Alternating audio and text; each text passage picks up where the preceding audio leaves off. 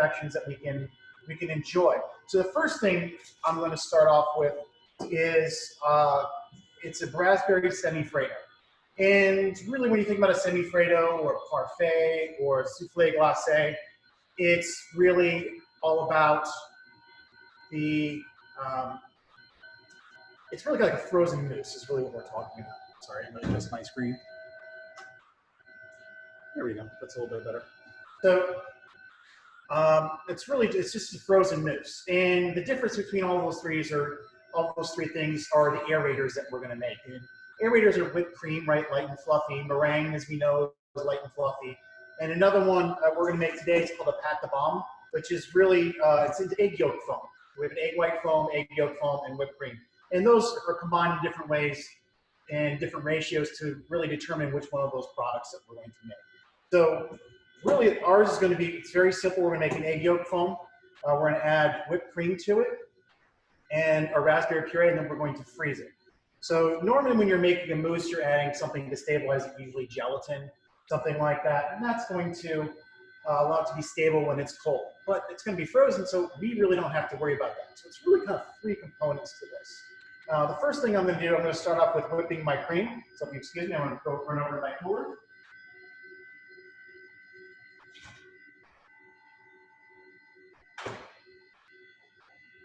I have my well-chilled heavy whipping cream, and I believe it's 2 cups. Well, the recipe here so I can speak to what you guys have. If I slip up, I'm used to thinking in metric. So if I slip up, I'm sure Randy will correct me for that. But we're going to start whipping our cream. Just make it a little bit loud.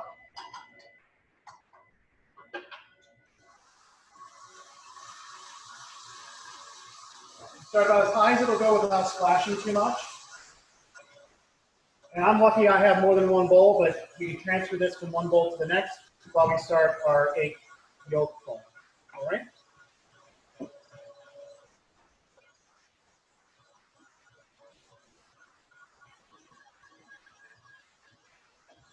So a couple of things about, we talked about cooking in quarantine. A lot of it's been talked about cooking out of your pantry, but I think people forget that they have a freezer too, and things you get some really great products out of your freezers, especially with pastry, especially with baked goods. If you make chocolate chip cookies, where you can have your chocolate cookies scooped, you can freeze them, put them in a freezer bag, put them in your freezer, and whenever you want to bake them, you take them right out of the freezer, put them on a cookie tray, and you throw them right in the oven. They'll bake really wonderfully from frozen, and you have freshly baked cookies whenever you want. I actually have cookies I made in my freezer at home, and I can bake those anytime I want and have freshly baked cookies. Instead of, well, I'm going to make cookies, I'm going to bake all of them, and then they sit around and they get stale. They're never as good the next day. Everybody knows that, right? So I'm whipping my cream here to about a soft, medium soft peach. It's about the consistency of yogurt. So we'll get in there to see that. So we've got a consistency of yogurt. It's got a little jiggle to it, and that's really where we want to be. So I'm going to set this aside right now. Hey, Zach, somebody asked in the chat, if they don't have heavy cream, what can they use? I know that's a tricky one. It's got to be above, I think, minimum butter fat content to whip is about 32%. So they can use any type of, whipping cream, heavy cream, either of those will work. Half and half is too low in fat to actually whip. If you wanted to not use it for health reasons, you can incorporate probably half yogurt, half whipped cream, but you still need the whipped cream to aerate that and come together. It's dessert, right? It's supposed to be sinful, right? A little bit. Have you ever tried making a semifreddo with coconut cream?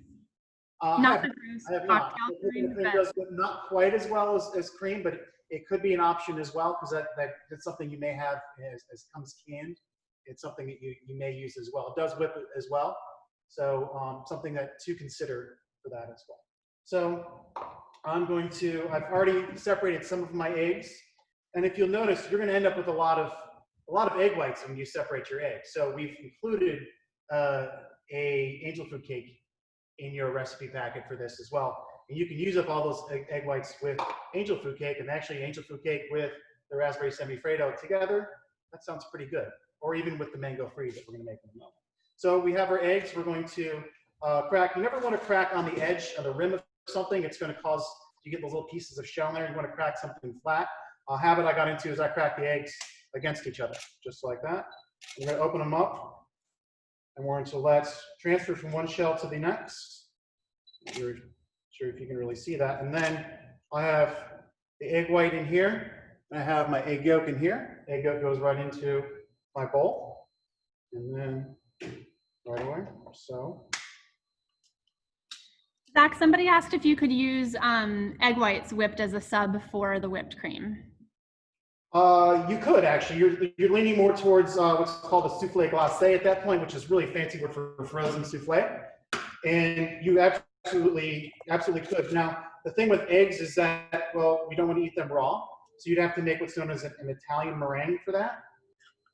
An Italian meringue is really exactly the way we're doing this right now, only it's using egg whites instead of our egg yolks. So they're really made exactly the same way. One is using egg whites, one is using egg yolks.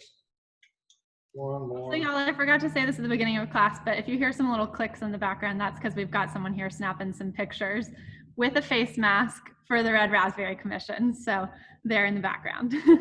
Oh, and Leah asked about aquafaba. I would assume that aquafaba, since it subs for egg whites, you could use that for like a vegan souffle glacé.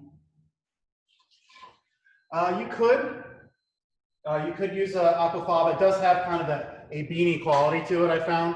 So wouldn't be my first choice, but it would work, absolutely. So any kind of aerators like that. So now we've got our egg yolks into our mixing bowl, and because we're pretty well equipped here at the New Orleans Culinary Hospitality Institute, I just switched to my other bowl with my other whip. Now obviously you could transfer this to another bowl, wash your bowl, wash your whip, and move on to the next part. So what we're going to do now is we're going to start a sugar syrup. So this is your sugar and water together. And what we're going to do is we're going to cook this to a soft ball stage or medium ball stage at 125 degrees Celsius, which is 257 Fahrenheit. And I'm going to use a thermometer for this. Now you can use, this is the one I have a collection of them, if you can imagine, as you can imagine. Being a pastry chef, I love gadgets, so that's why I have, I've got immersion blenders, I've got KitchenAids, I've got induction burners, I've got all kinds of fun stuff here. So not that I'm trying to show off or anything, but I love gadgets. If you like gadgets, you might make a good pastry chef someday. So I have a thermometer. Zach, is there any particular type of thermometer that that folks should use? Recommended one, whichever one you can find. I've got one that our students use. It's, they're not paying me to tell you this, but it's a Taylor. It's about $20 you can find online. This is the one we include in our kits for our students. The reason I'm not using it is only when the students borrow it and they broke the probe. So I'm using another one. This is also, where does this come from? I'm not really sure. They didn't do a very good job with their branding on it. It's a Taylor as well. So I had to read the fine print on it. So it's just, it's a good thing to have. It's a good tool to have for if you're doing roasts and things like that. It's a good, if you watch Good Eats, with Alton Brown, he's got all of his little gadgets, and he's very particular. He doesn't like unitaskers. He wants something that you can do a lot of things with. Thermometer, you can do a lot of different things with. So I'm going to start up my burner here, and we're going to get that cooking. And while that's cooking, I'm going to start whipping our egg yolks. We want our egg yolks to be really nice and fluffy. Hopefully you can still hear me with that running. Shouldn't be too bad, but we want our egg yolks to be nice and light and fluffy before we add our sugar in. And I'm going to show you a little trick to this. If I can get this a little bit closer for you guys. See?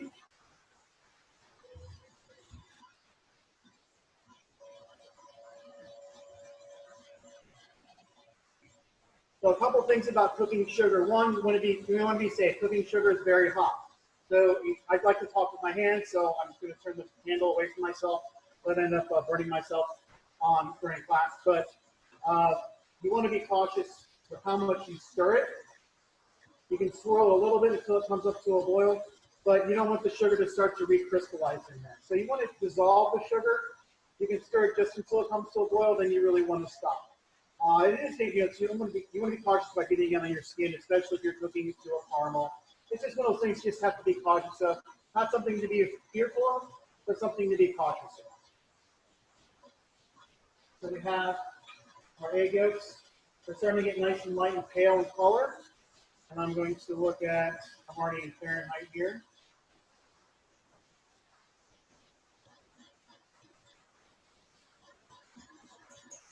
I've got a little bit to go yet. This will come together really very, very quickly once your temperature has been reached.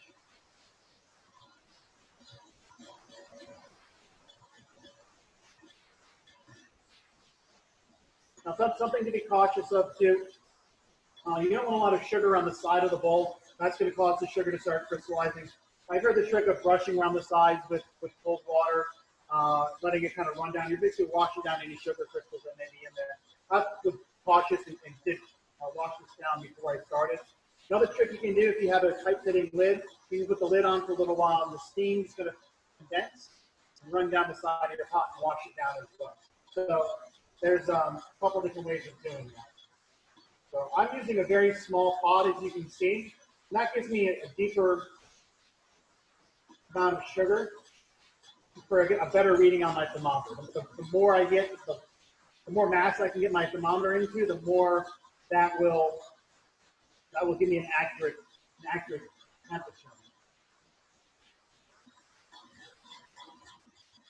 So let's see how we're doing.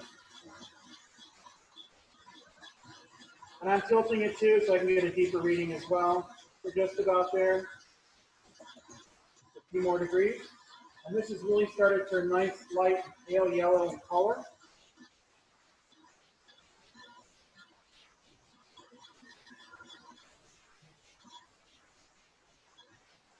Okay, I'm at 257 degrees. I'm going to turn off my burner. And I'm going to set it to the side.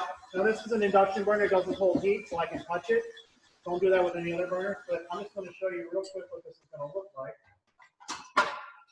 You can see it's got a nice ribbon, light and yellow, about 2 shades lighter, and it's very thick. It's almost ribbony at that point.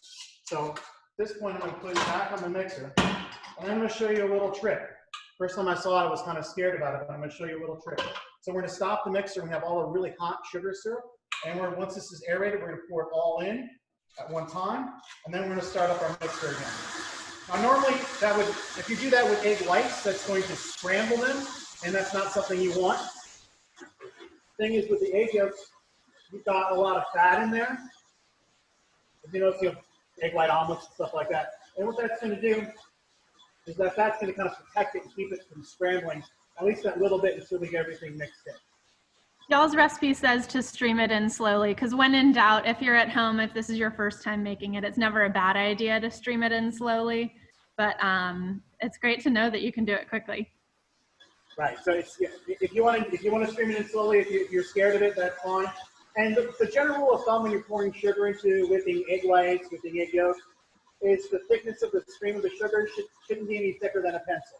Obviously, especially in the beginning, you want to go a little bit slower, and then you're going to progress from there. So I'm going to let this whip until it comes to about room temperature. Right now it's quite warm. So that sugar syrup, the heat from that sugar has cooked our eggs at that point. So this is what's known as egg safe in the biz. That's our lingo. So that means I can then serve these eggs at that point. So we're going to make sure, same thing with your egg whites if you're doing a meringue. You want to make sure that you're cooking them. So now I'm going to switch my burner back here. I'm going to bring in my bowl. And I'm going to bring in my raspberry puree. Now, if you want to, you could. I use raspberry puree. You can see nice and smooth. You can also, if you want to use frozen raspberries, if you want to take those out the day before, put them in a bowl, and then you can kind of just mash them up. If you want the chunks of the raspberries in there, that's perfectly fine. Or even kind of split the difference, have some pureed and some not. Or you can even use, if you've got an immersion blender like this, just kind of loosely hit it with that. So it's kind of up to you if you want something a little bit more rustic that's got some body with fruit to it. And I'm not opposed to that. If you look at a lot of cultures, the dessert culture, especially Southeast Asia, a lot of it's fruit. They're eating fresh, beautiful fruit for dessert. And there's nothing wrong with that. I mean, so I'm glad most people don't do that because I'd be out of a job. but there's something to be said for the integrity of the fruit, the beautiful fruit. And even with frozen fruit, you still get the body of the fruit, the seeds, the pulp, the experience of eating that fruit. So there's nothing wrong with having that. You don't need to process everything into something completely different. So I'm going to stop the noise for now. I felt the bottom of the bowl with my hand, and it has come to room temperature. I'll stop shouting now. I've got that turned off. As you can see, we've got this really beautiful, I'll get really close, kind of luscious egg yolk foam in there, right? And that's what we're looking for. This may take a little bit longer if you've got a warmer kitchen, may take a little bit less if you've got a cooler kitchen. So now I'm going to transfer this to a bowl. On behalf of everyone, I'm going to say yum. That looks good. And Leah, too bad you're not at Noki to try some of this. I I get to try some after class. Zach, Colleen from New York asked if there's an easy way to make the raspberry puree seedless. Yes, you can strain it through what's known as a chinois, which is just a really fine strainer. You can find them at most kitchen supply stores, well, especially if you're in New York City, especially if you're, but there are other, any kitchen supply store will have a fine strainer, so you can puree it in any blender that you have, and then just push it through a fine sieve. Actually, I've got one back here to show you.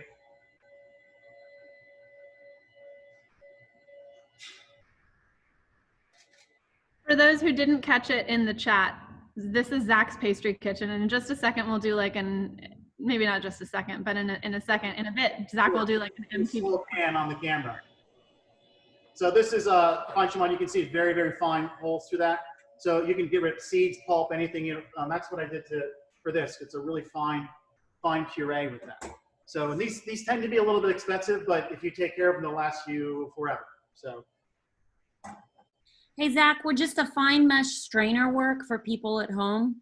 Fine mesh strainer, even the ones you find at the grocery store, that'll work. The seeds and raspberries aren't super fine, so that should really get out any of the seeds if you don't want the seeds in there. That's what I use at home. Thanks. That's what I have at home. I don't have one of these at home either, so if you don't feel bad if you don't have one at home, I would just do that. So now we have our egg yolk foam, and now we're going to add our raspberry puree to that.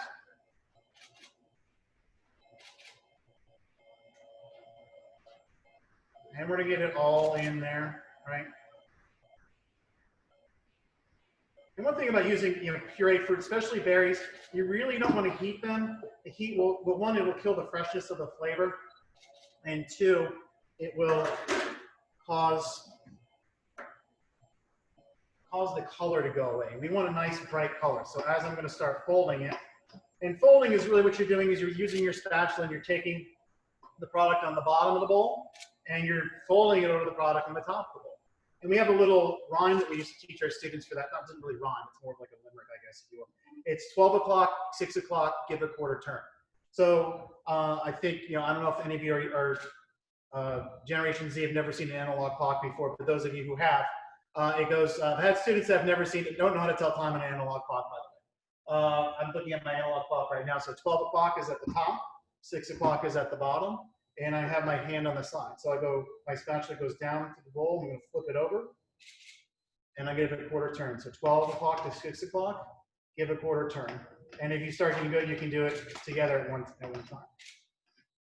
So, and as the crow flies, as they say, we're gonna go straight across the bottom of the bowl. I'm gonna keep going around the side. And what that does, that's gonna keep all the air bubbles that we created in there together. So you can see we got a really kind of nice light pink color on there right now. And I'm gonna leave it a little bit streaky right now because I'm gonna keep folding when I add my whipped cream to it. So I'm gonna bring the whipped cream to the party. Zach, I know you said that you can switch in any type of fruit puree. Yes. Is there a way to an easy way for you to add, say, like a swirl of chocolate in there? You could. I would add it kind of as we're going to deposit it. So fancy word for just pouring it into a mold. So once again, I'm going to keep going. If you're using something that's got less body in it, like the raspberry is fairly thick, But if you want to do like lemon juice or lime juice or something like that, you can be cautious about it because it's very strong as far as the sugar content. But you want to, if it's something very thin, you'd add a little bit of it to the egg yolk foam, and that's going to thin it out, kind of bring the consistency together a little bit more. And that's why you hear when you're folding sometimes add 1/3.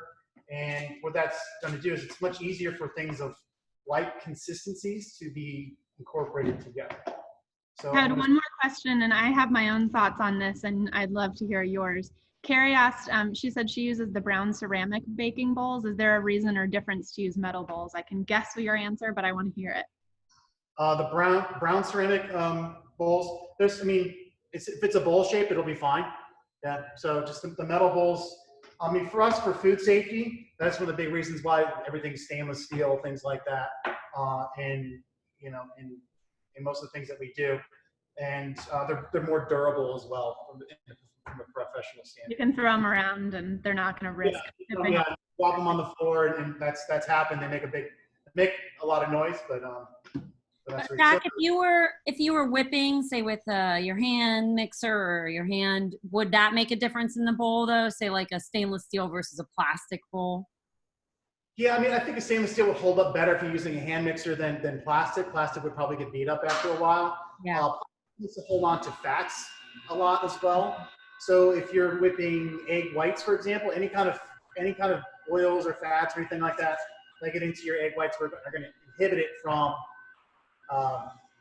whipping or stop it from whipping. So you're going to keep whipping up your egg whites, and they're never going to whip up because any oils or fats that may be still present in a plastic bowl would cause it to stop whipping.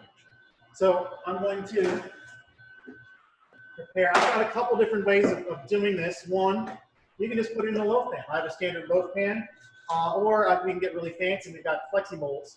And this is a silicone mold. They come in literally hundreds, if not thousands, of shapes now.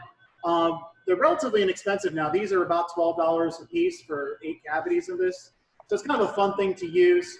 You can bake in them, and you can freeze in them. You can do a lot of different things in them. They're kind of a fun shape. Or, if you don't want to do that, everybody probably has a loaf pan. You can use kind of 8.5 by 9, 9 by 13 pan, anything like that, any vessel. The other thing you can do 9 by 5? Say again? Did you mean 9 by 5 or 9 by 13? Like 9 by 13. This is like a brownie pan? A brownie pan would work as well. So this would probably fit in 9 by 13. So I've got enough to fill one of these and some of these.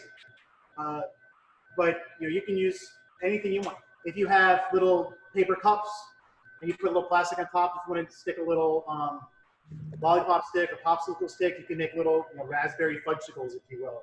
To be like ice cream pops, and that would be a fun thing to have as well. So I'm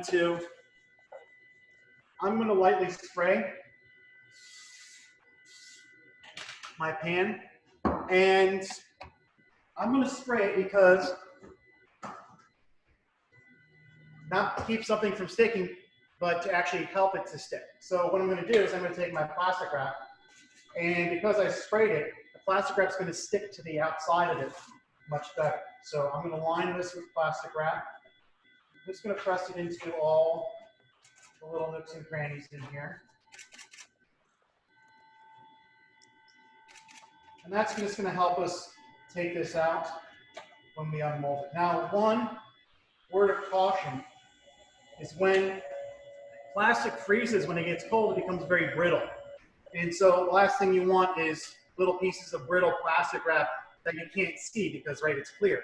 So you can't see this when it starts to break apart. So just be careful when you're unmolding this with that. Plastic wrap does get brittle. So what I can do now is I'm going to deposit. I can just pour this right in.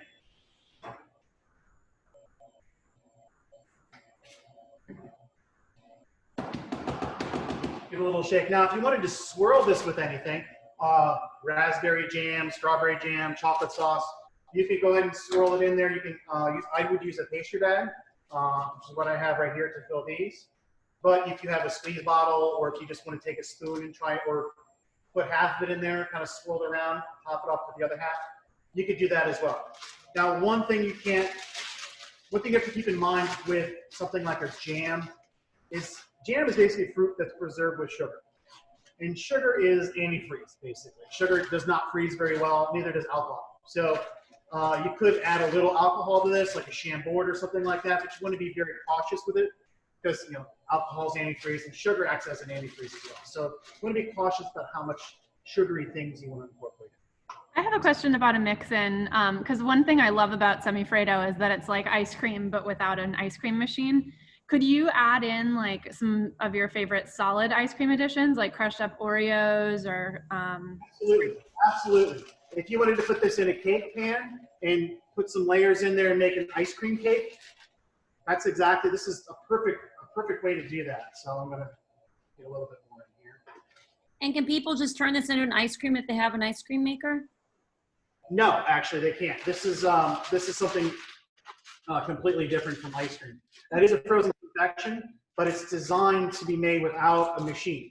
And the machine you can see behind me to the right with the white door on it, that is a very expensive ice cream machine coming from Italy. That's probably, I think, $15,000 to $18,000, I think. Which one are you talking about, Zach?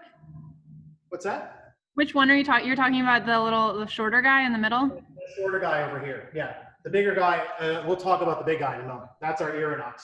That was one of our sponsors today. So we'll talk about that in a moment because that's a fascinating piece of equipment. And I'll talk about that in a moment. So I'm going to just set this aside. And we're going to fill up our little molds here, just right up to the top. And when I'm filling, I'm making sure the end of the pastry bag goes all the way down to the bottom. So it comes straight up to the top. And I think I got this just about right. Add a little bit more. There you go.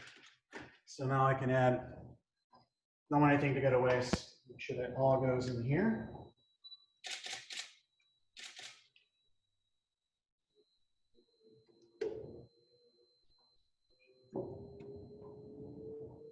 And you can do this in the two pans if you want something a little bit smaller. And once this is frozen, we can unmold this and we can slice it from here. These will unmold in their individual servings as is. So right now, we're going to pop these into my Irinox. The model, it's a multi-fresh, and I have it right now set on blast freeze. And if I could bring you guys in closer, because it's very small. Right now, the temperature on it is negative 38 degrees. So it's a blast freezer. So what it does is it shock freezes product. And what we're going to use it for today is just very quickly to freeze this. But you can freeze a number of things in there and really keep the integrity of it. And we'll talk about that in a moment. I'm going to pop this in here right now. And if you can see, it does have two high-speed fans in it. And that blows around that negative 38 degree air. And that's going to freeze that very, very, very quickly. So in about 20 to 30 minutes, I should have completely frozen product at that point. So that's my Irinox multi-fresh. It does a lot of other things. It freezes, it chills as well. So if I've got something that's hot that I want to cool down for food safety reasons, very, very quickly I can do that. It also is it is a proofer. I can proof bread in it. I can defrost things in it. I can do low temperature cooking in it. It's kind of a really neat piece of equipment. But right now, it's only available to professionals like me right now. So keep an eye out there. I've heard rumors that there might be a home version coming soon. So hint, hint. So keep an eye out for it. So now we'll come back to, while that's in the freezer, we're going to come back to our mango freeze. And we're going to talk about our mango freeze here really quick. And what a mango freeze is, let me kind of get myself reset here, is it's basically mango sorbet. And right now we're in Jazz Fest season in New Orleans, or we would be if we weren't in lockdown. But Jazz Fest is a 2 weekends, last weekend of April, first weekend of May, huge music festival here in New Orleans. And part of that Music and Heritage Festival. And part of that, they've got, you know, artists and artisans, but they also have all the food booths. And our local radio station, WWOZ, started creating this as a fundraiser, I think in the 90s, I want to say. And what it is, it's a mango sorbet. Because you can imagine standing outside in New Orleans all day listening to great music, you're going to get hot. So this is a great way of cooling down. So it's called a mango freeze. It's really a mango sorbet. And I've got an ice cream machine, a smaller at-home ice cream machine. I'm going to demonstrate this in. But I'm also going to demonstrate this in a way that you don't have to have an ice cream machine as well. So the first step is to make a sugar syrup for this. It's really a simple syrup. And as you can imagine, as the name implies, well, simple syrup is really very, very simple to make. It's sugar and water. That's what I have in here. I also have a little bit of corn syrup in here. That's just going to help with our consistency of the sorbet, but it's not absolutely necessary. You'll see you can substitute honey for it. That will actually chemically work very, very similar to it. We'll also bring in some honey flavor as well, and lemon or lime juice. I'm going to use lime juice because it's mango, and that just seems to make sense for me. I'll be right back with my lime. So this is on high, just coming up to a boil.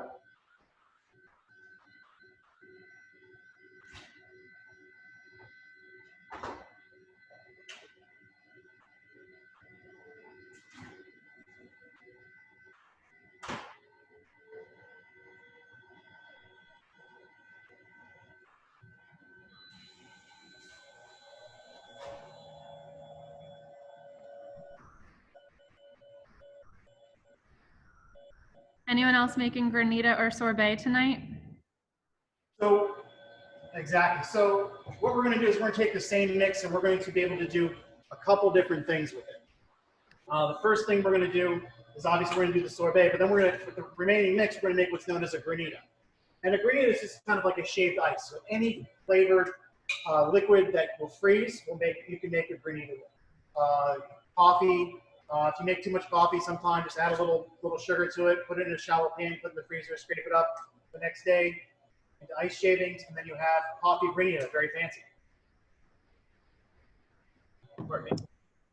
Okay, so now this has come up to a boil, and we make sure our sugar is all dissolved.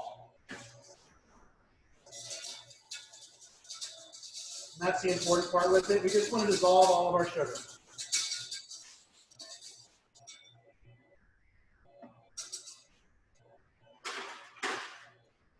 Now we're going to set this aside.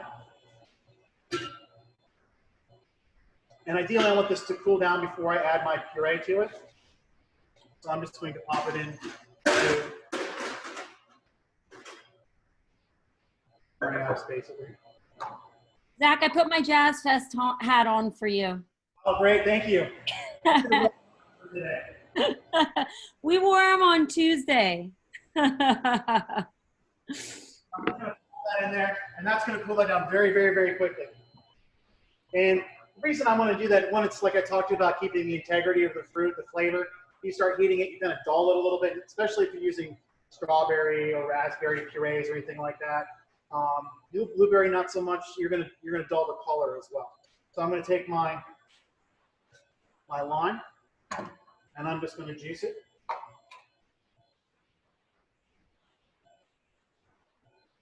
Zach, can I ask you a question that people ask me a lot? Can you tell us the difference between a sorbet versus sherbet versus ice cream? Yes. There's one key difference between all those things, and that is butterfat. Butterfat content, basically, it's the fat that's in milk and cream and things like that. So you have 2% milk, 2% fat. Skim milk is non-fat. Cream, it varies anywhere. Usually it's about 36 to 40, but it'll vary. So Butterfat doesn't necessarily mean butter. There is butterfat in butter, but your ice cream can have butter is actually at least 80% butterfat. It's mostly that fat. So basically a sorbet has zero butterfat whatsoever. You can have fat in there, like I've made a chocolate sorbet. It doesn't have any butterfat. Technically, that could be considered a sorbet. So zero butterfat, that's a sorbet. So basically, it's your flavoring, which in this case is going to be mango, and a sugar syrup. And that's really the two things that go into a sorbet. Really straight up, very simple. And ice cream, on the other hand, is a dairy base. So it's milk, sometimes cream, sometimes half and half. Sugar, flavorings that get infused in there, so vanilla. You have Philadelphia style, which is no eggs, and then you have a custard style, or French style, if you will, that's got egg yolks in it. So a couple different styles of ice cream, but it's got full-on butterfat. I believe, I think right around 11 to 15% butterfat to be considered ice cream. I think legally in the U.S. Don't quote me on that one. I don't remember. I think that's the range. Gelato, basically, if you go from ice cream to gelato, gelato has lower butterfat and lower overrun, which means there's less air in it. And so that's the difference. And then you go down to sherbet. Now, sherbet's basically, when you think about it, it's kind of a cross between sorbet and ice cream together. So when I make my sherbet, I make a sugar syrup, and I have my fruit puree, and then I add milk to it. And so it's basically those things together. So sherbet's kind of a hybrid of sorbet and ice cream is the way to kind of think about that. I know it's kind of a long answer for that, but I hope that clears up That's something. what we needed. Thank you. This feels like a crash course in pastry school, especially because you're in your lab. I'm fitting 20 weeks into the next 20 minutes. Which, if you want to go to pastry school, you can certainly do that with Chef Zach at Nuki. I'll show you a little bit of a tour. We have quite a big bake shop. So this is still a little bit warm, but for the sake of time, we're going to go ahead and add our cold puree to it.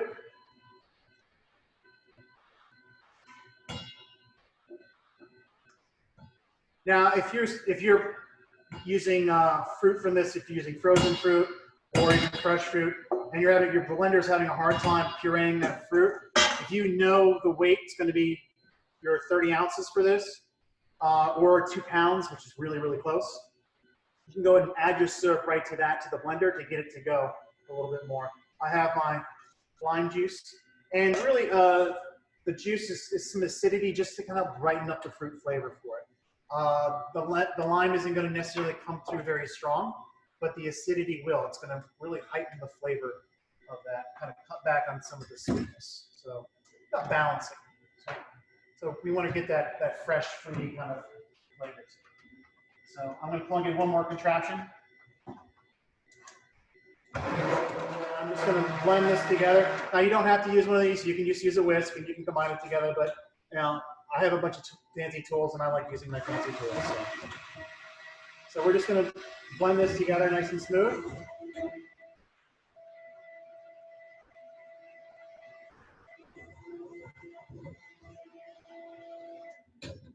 Zach, can you explain the reasoning behind using that kind of a container for it? Well, you want to use a taller container like this, and a pitcher will work as well, just because there's less chance of the sorbet going all over the place. So if I lift the end of this blender up and it gets towards the surface, it's going to start flinging sorbet base all around, and I try to avoid that if I can. So I'll use a deeper container for it. A pot will work in a pinch too, if you have a taller pot. So now, this is going to be processed in a couple different ways here. First way is, I'm going to take a shallow pan. You can use any kind of baking dish, really will work for this. And I'm going to place about half of my mix in here, just to show you guys a little bit different way of doing this. This is going to be our Granita version of this. So you want it to be fairly shallow. This is going to go right into our Aeronox blast freezer. If y'all have never had Granita before, it's kind of like a snowball. Yeah, it's like a difference. Snowball starts off with like basically frozen water, and you add a sugar flavored syrup to it. This is your flavoring the liquid before you're shading it. So now I'm going to grab mine. In the north, that might be an icy or something of the like. A slushy. Slushy, yeah. Here it's snowball, but not everywhere. Tomato. So now I have, this is like a model that you find for home use, or on there. for ice cream and sorbet. This fits on my KitchenAid here.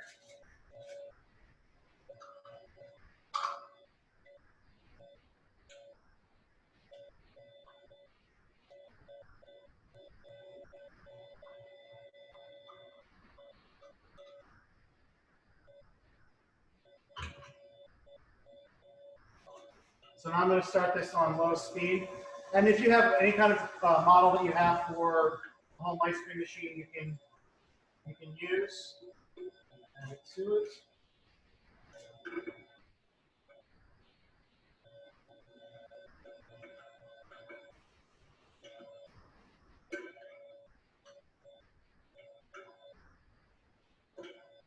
Try not to make a mess. Try as the operative word. Anyone else here has one of those KitchenAid ice cream makers? I've had my eye on them forever. If you do, let us know in the chat because I'm interested. Time to let that work its magic, and we'll see a couple different versions of our mango freeze. So, are there any questions about anything while we wait for everything to do its magic?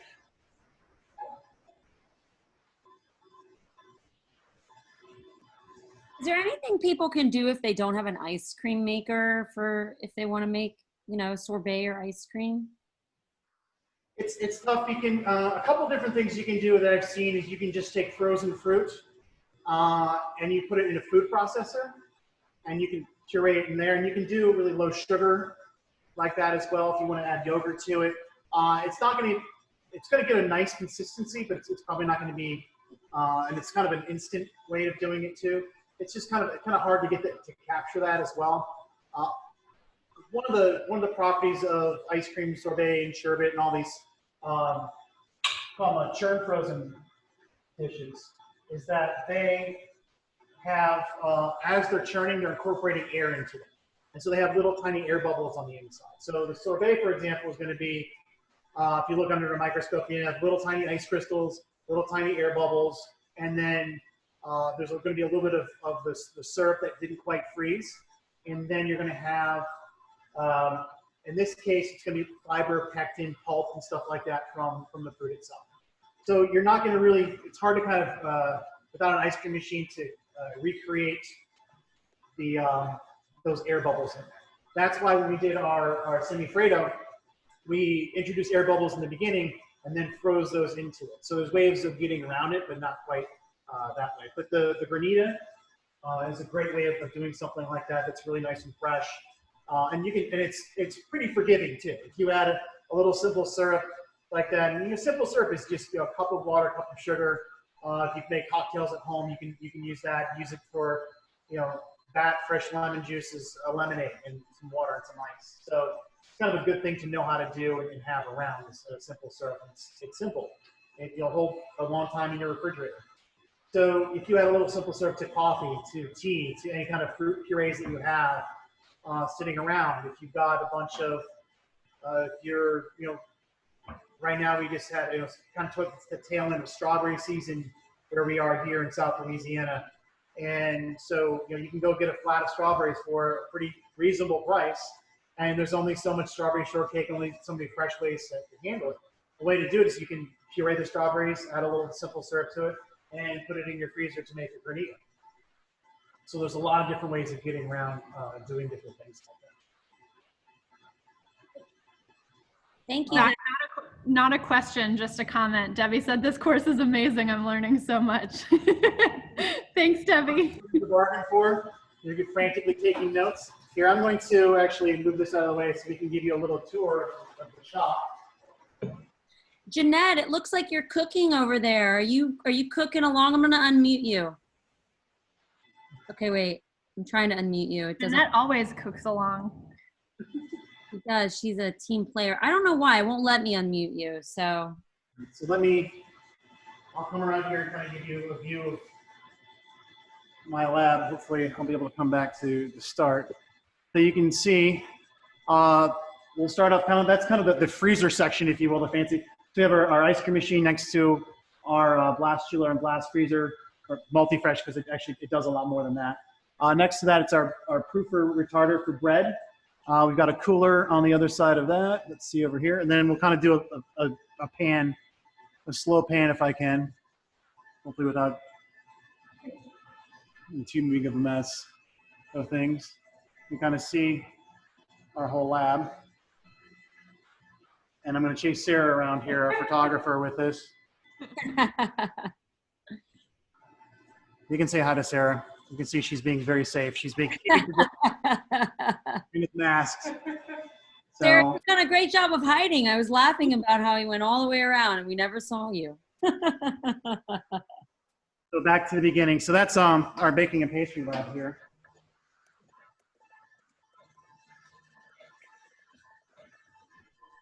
So just you guys can kind of see our facility, a little bit different from our home kitchen. Right? So do a little bit Those longer. booze block tables weren't so heavy, I'd maybe steal one from work one day. They're very heavy. They're very heavy. I've had to move them before, and I don't want to do it again. So it's they're very, very heavy. So I'm going to check on our Granita.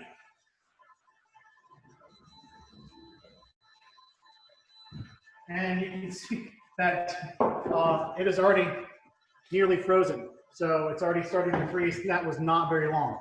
So I'm going to give it a little muck. Sorry, I moved all my tools out of the way. So I'm just going to take the fanciest piece of equipment we have here is a fork. So we take it out of our really fancy cutting edge piece of technology and use a centuries-old technology. Classic for a reason. Yeah. So I'm just going to keep moving it around with the fork, and it's just going to keep, it's kind of the same thing that this is doing. As it's freezing, I'm going to start manipulating it, and I'm going to break up those ice crystals that are forming. So one thing about freezing very quickly, like the Inox does, is that it will form very, very small ice crystals. And that's why a lot of times when you'll see if you have a something that you've frozen, especially like steaks or something like that, you pull them out of the freezer and defrost them into the cooler, which is how you should do it. Don't let me catch you doing anything else. And they start weeping, all the liquid comes out of it. Right? When it freezes slowly, it's going to form really large ice crystals. But when it freezes very, very quickly, like this will do, it forms very, very small ice crystals, and those will keep the cell structure, the integrity of the product much more in line. So I'm going to keep a very close eye on this because this is going to freeze very hard on me very quickly. And just a few more minutes on the small ones, and I'll be able to unmold those. So. Zach, Carrie asked, why aren't you getting frostbite from handling the pan? Maybe that's like the pastry chef equivalent of how line cooks like can hold really hot stuff. Oh, it's cold. It will. I debated whether or not I'm using my towel to pull it out, but not quite yet. I think I will shortly though. But I can. It is very, very cold. You can see on a humid day, it kicks out a lot of condensation when you open up the door on that. It's kind of smooth. We've got, this is starting to come together too. So, hey, Chef Zach, me being the dietitian, if people want to do a lower sugar version of any of these, will it work the same? Are there any options they can use? Yeah, generally, I mean, it's a fairly low sugar option to start off with. But, sorry, I moved my tools away. So, you can use some certain substitutes. Like if you wanted to use a sugar substitute, like a sugar alcohol, like Swerve or something like that, that's just one that they make locally here. You could do that, and I think that would be just fine. You can play around with reducing the sugar, especially with the Granita. The neat thing about Granita, it's loosey-goosey. There's not much science involved in it. You can just take pureed fruit if it's sweet enough for you as is, freeze it and scrape it as is. It's going to be fine. It's going to come out just fine. It may be a little bit, it's going to freeze up harder because it doesn't have the sugar in there to act as the antifreeze, but you can do anything that you want. It's going to, any kind of fruit, even vegetable. You can make a carrot one. You can do a cucumber one. We have people in the chat saying they've made mignonette Granita for oysters. That sounds so good. Yeah, you could also do like wine or sangria. You can't do like hard alcohol which has a lot of booze and won't freeze, but sangria is real good Yeah, if you wanted to go that, not necessarily a diet-friendly route per se, but a good one nonetheless. So you can do that. I mean, the big thing, rosé is huge. They just put, I think, just rosé, I think, in a big machine and let it freeze like that. Zach, we had another question. Karen's making the angel food cake. What do we do if we don't have cream of tartar? Is there a substitute for that? Juice. You can use a little bit of vinegar or nothing. If you have neither of those, you can use nothing. What's the purpose of the cream of tartar? Sorry, go ahead. What's the purpose of the cream of tartar? The purpose of the cream of tartar is actually an acid. It's tartaric acid. Same thing that's present on the outside of grapes. So when you add an acid to your egg whites, it helps denature the protein. So basically, it helps them unfold and capture all that air. And that is why we add it. So you can end up with a more stable, maybe a little bit lighter meringue from that. It's really mostly for stability. If you don't have any, don't worry about it. If you have lemon juice, most people have even just some plain white vinegar, works really well for that as well. So just any kind of acid will work in there. If you have, if you only use half the line for this and then half the line for that, you could do that as well. Cool. How's that granita looking? Granita? Let me go check that. It's probably almost there. I bet it's going to be the sorbet.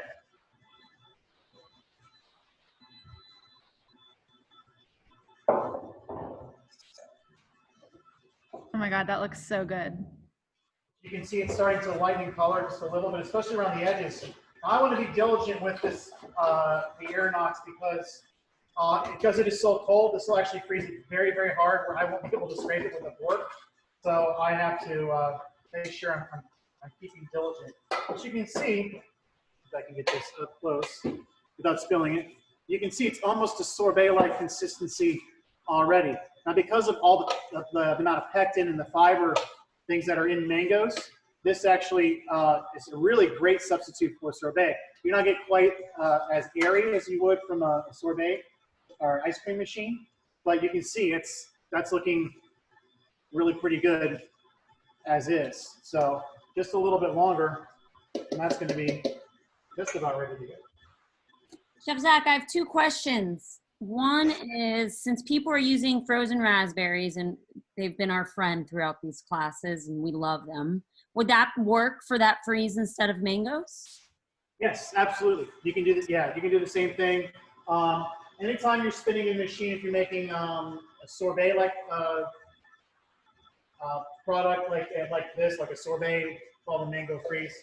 Now this, if you're going to add any chunks of mango to it or anything kind of crispy or anything like that, broken up cookies, macadamia nuts, you want to add them right at the very end to just stir them in. Otherwise, it's going to damage what's the dasher, which is the thing that spins around. You could damage your machine, but you can throw any kind of inclusions in there that you want into it. This would work if I did this with raspberry puree. This would work perfectly fine for that. Strawberry, like I said, blueberry. What else could you do with that?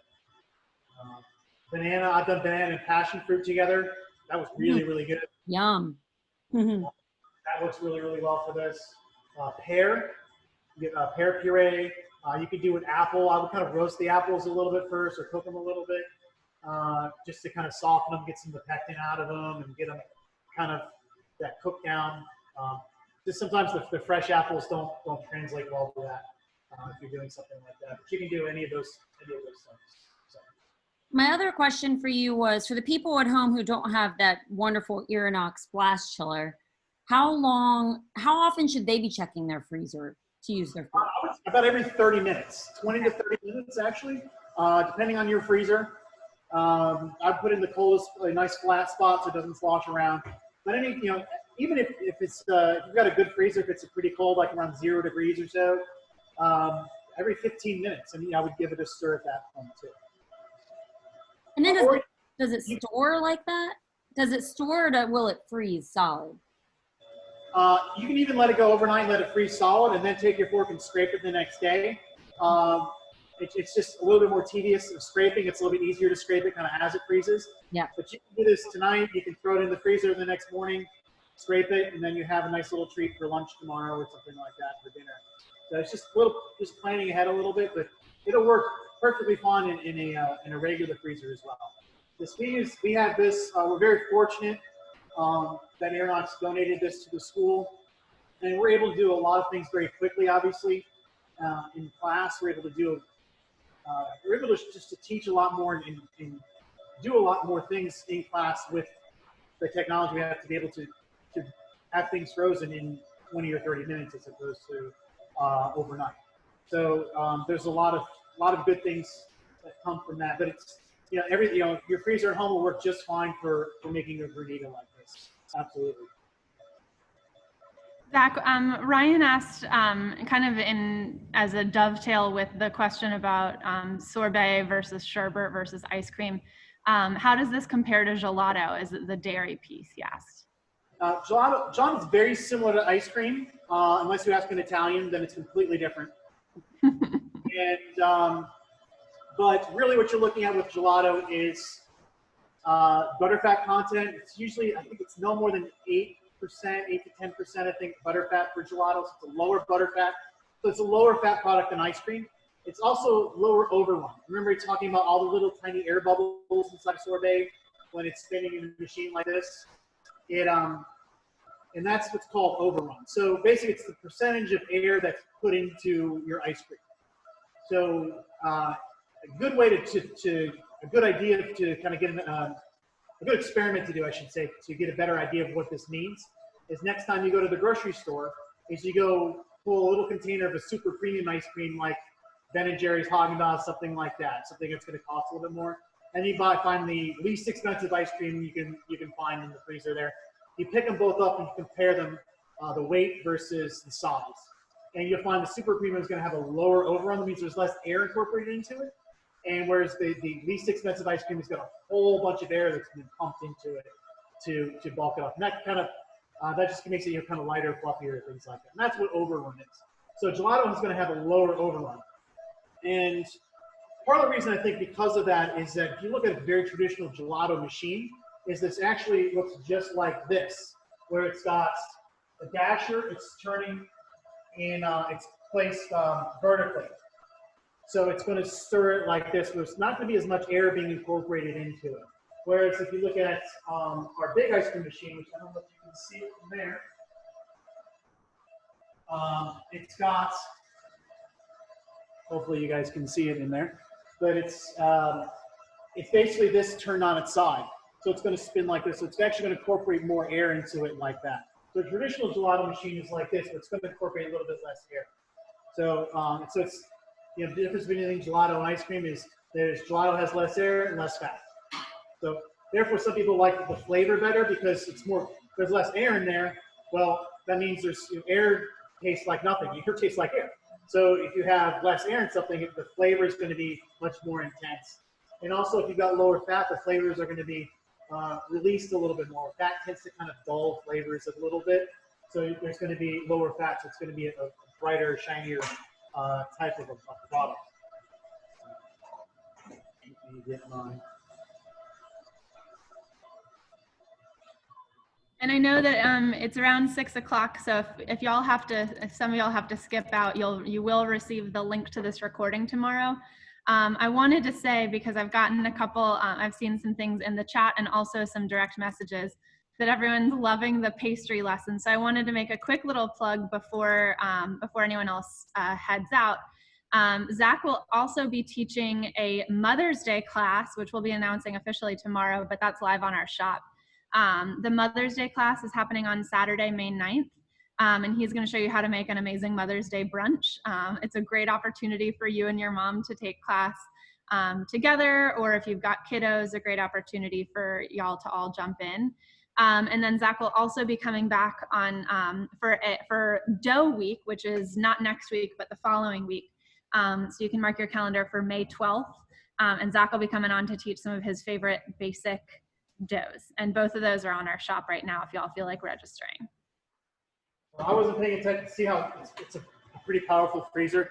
There's some parts where I can hardly scrape with my fork now, but you can see the really nice kind of, you can see really towards here, almost a sorbet-like consistency with, let me hold it up so you can actually see it. sorbet-like consistency. So at this point, I would continue to scrape this with my fork, and I could put this into a container, and this would be served as is. So you can do have some wonderful things. And you could scoop this. You can scoop this and do a prosecco float with it. If you get kind of a sweeter champagne or sweeter sparkling wine, you can scoop this into a champagne flute and kind of have a little adult style summertime float, which I've actually put in a cookbook I was working on for someone else. Kind of gave her the idea for that. So prosecco floats, I believe. So that would be a great thing. It's almost because of the viscosity of the puree, how thick it was, and mangoes have that really nice kind of quality to them. It formed a really nice sorbet-like almost consistency with that. So I'm going to pop that back in for a moment, but not too long. I can show you guys this, and yes, that is very cold, if you're wondering. So we can see this is nearly frozen. It's still got a little bit in the middle because it's really large, but the small one is, these are frozen nearly solid at this point. So what I can do is I can just, because they're flexible silicone, I can get the corner out and I can just pop it right out, and I have a little stone shape just like that. So I could put a stick in the side of this, and that would be a nice little frozen treat for me to have. Not you, for me.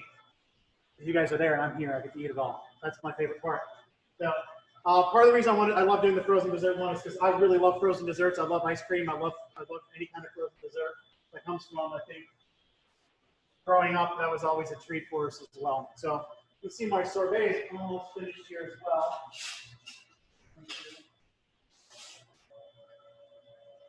Zach, somebody asked if you could clarify about the popsicle part. So I know we said in the recipe. Oh, look at that.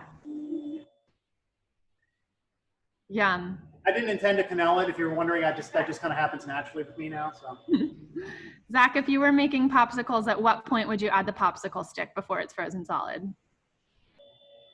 Well, depending on how you wanted to do it, this is still soft enough now. I could probably still put a stick in at this point. But if I was doing like a cup, if I had like a Dixie cup kind of a situation, I piped them in there. I could cover them with plastic wrap and or even foil would probably even be better, and just stick the popsicle stick right in there at the top. Or you can wait till about halfway frozen, where they're frozen around the outside. The inside's always going to be the last one to freeze. You can even see with this, it's been in that really strong freezer. The middle of this is still pretty soft. If I try to do it on the side, it's still really, really hard.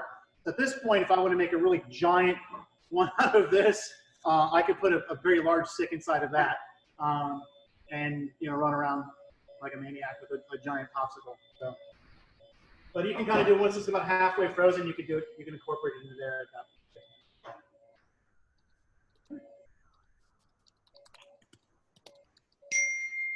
You deliver. I deliver. That depends. For the right price, right? The right price, yeah. Yum. Great. Are there any other questions before we sign off? Would you serve any of those things with something else, or would you just stick them in a bowl, like if you were eating it at home? I would say, well, this would be really good with the angel food cake. Little pieces of that on top of that, so that would be really nice. And I could put some, some fresh raspberries, like a raspberry sauce with it would be really nice. Or you could just eat it on its own, serve it in a bowl. Maybe a little whipped cream if you wanted to do that, but it's going to be creamy enough as it is. So. And then Colleen asked, is the mango going to be too hard once frozen in the container? Colleen, I don't know if you're asking about the sorbet or the granita, but I assume what you mean is, like once the granita is all slushy and completely done freezing, I think Colleen's question is that going to harden up too much once it's done? Yeah, I mean, if you keep stirring it as you're freezing it, once it's frozen to a certain point, it's going to stay that way. So for the most part, one part of it that I manipulated, actually, because it's in there, it's probably gonna get like rock hard. But if that was in a standard freezer, once you kind of get it to that slushy kind of snow cone type of consistency, it's going to more or less stay that way. Cool.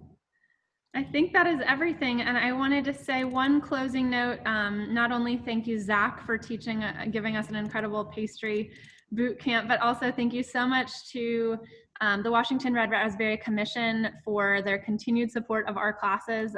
They reached out to us. They're very mission aligned. They're like, we love these classes. We want to get behind it. So I know a lot of us are leaning on our freezers and on frozen fruit a lot more than ever before. So thank you to Washington Red Raspberry Commission, and thank you so much to Irinox for not only supporting Gnocchi, but for supporting these classes. And y'all, you'll get the link to your recording in your class recap tomorrow morning. Do we have any other questions before we sign off? Rami, there was a question about for Prosecco floats. Someone asked if they plop them in the middle of the glass and add Prosecco. So I guess the Granita, or do you add it to the Prosecco at the last minute? I would put it in the glass first, like in the scoops, and then pour the Prosecco over top of it. Right before serving. That's what I do with your floats, so that would be good. And if you have something that's on the sweeter side, too, for dessert, you can do that. You can do something on the drier side. I would get Prosecco. Prosecco tends to be not as expensive, and you're pouring it over this to kind of have a nice little treat instead of actually kind of, it's not going to go with caviar or anything like that. So it's more kind of a nice little sitting in the backyard kind of a treat. So. Cool. Well, thank you guys so much. We'll see y'all next time. Thank you. Bye. Thank you so much.